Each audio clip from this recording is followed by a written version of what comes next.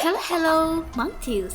අද මම කතා කරන්න යන්නේ අපේ ගම්වල ගොඩක් අයට පුරුදු. හැබැයි දැන් ටික ටික අමතක වෙලා යන natural drink එකක් ගැන. ඒ තමයි කුඹුක්. beauty side එකටත් body health එකටත් මේක කොච්චර හොඳද කියලා අද වීඩියෝ එක බලුවොත් ඔයගොල්ලන්ට තේරෙයි.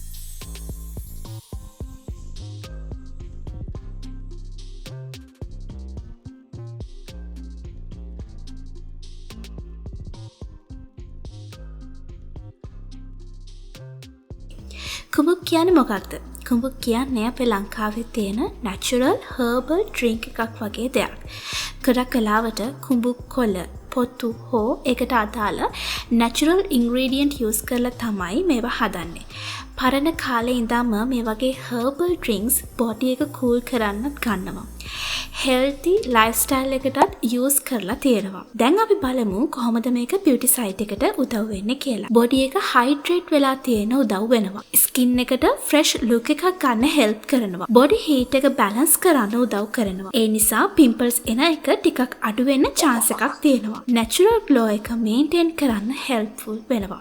හැබැයි ඉතින් එක දවසින් නම් මේ magic result එක නම් ගන්න බෑ. healthy food, water වගේම වගේ නින්දත් balance කරගෙන ගියාම තමයි හොඳ result එකක් ගන්න පුළුවන් වෙන්නේ. දැන් බලමු ශරීරයට උදව් වෙන්නේ කොහොමද කියලා. ඇඟට හොඳ freshness එකක් ලබා දෙනවා. ඒ වගේම heat එක reduce කරන්නත් help කරනවා. tired feeling එක අඩු කරන්නත් උදව් වෙනවා. ඉතින් මේ හැම වාසියක්ම ගන්නවට කරන්න තියෙන පුංචි දෙයක්. හොඳ glass එකක් අරගෙන ඒකට වතුර ටිකක් දාලා පොඩි කුඹුක් පොතු කෑල්ලක් වාට පුළුවන් overnight එකක් තියලා උදේ හිස් බඩ බොන්න.